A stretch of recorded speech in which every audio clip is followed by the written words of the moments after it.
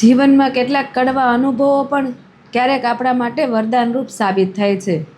જીવનમાં મળેલા દગા, બ્રેકઅપ કે પછી લગ્ન વિચ્છેદમાંથી બહાર નીકળતી આપણી જાત એ સંબંધમાં પડેલા ભંગાણ પહેલાં ક્યારેક આવી નથી હોતી. આ ઘટનાઓ બાદ વ્યક્તિ વધુ પરિપક્વ, વધુ શાંત અને વધુ સમજદાર બની જાય છે. દગો કે બ્રેકઅપ મળ્યા પહેલાં પણ કદાચ આપણે એક સારી વ્યક્તિ હોઈશું, પરંતુ આવી ઘટનાઓ પછી આપણે પૂરેપૂરા તૂટી જઈએ છીએ, સંપૂર્ણ ભાંગીને ભૂક્કો થઈ જઈએ છીએ. બરાબર એ જ સમયે આપણને કોણ આપણું અને કોણ પારકું તેનું સાચું બ્રહ્મજ્ઞાન થાય છે. આપણે દુઃખ, પીડા અને એકલતામાંથી બહાર નીકળવા માટે પોતાની જાતને સમય આપીએ છીએ.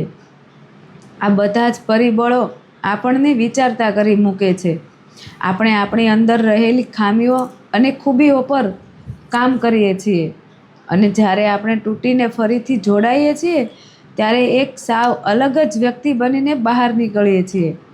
એક એવી વ્યક્તિ જેને કોઈ ફરી ક્યારેય સફળતાથી તોડી શકતું નથી, જેને ફરીથી ક્યારેય મૂર્ખ બનાવી શકાતી નથી, અને જે હવે બીજાની થતાં પહેલાં પોતાની હોય છે.